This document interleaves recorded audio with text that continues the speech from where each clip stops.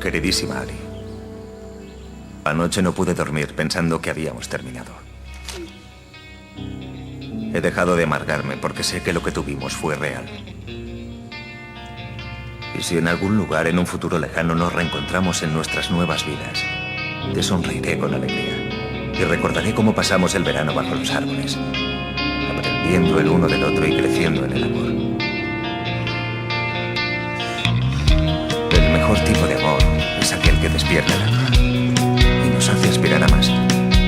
Nos enciende el corazón y nos trae paz a la mente. Eso es lo que tú me has dado y lo que yo esperaba darte siempre. Las piedras del camino me hicieron recordar lo puta que es la vida, compañera soledad.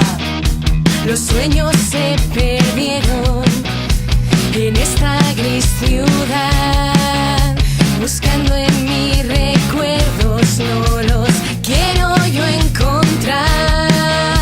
El tiempo cura todo, o eso quisieron contar. Las tardes en Vitoria nunca fueron pa' pensar. Nunca fueron demasiado para ti. Y ahora quiero cantarle a la luna canciones de amor, subirme a un teclado y sentirme mejor, mirar ese tren que no debí perder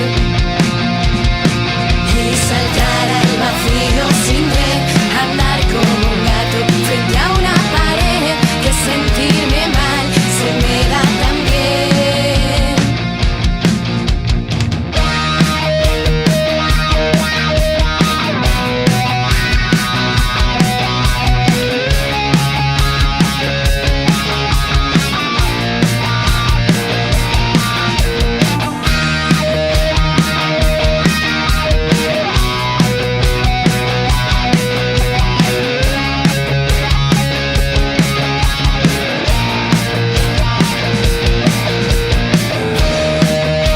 Los días van pasando y todo sigue igual.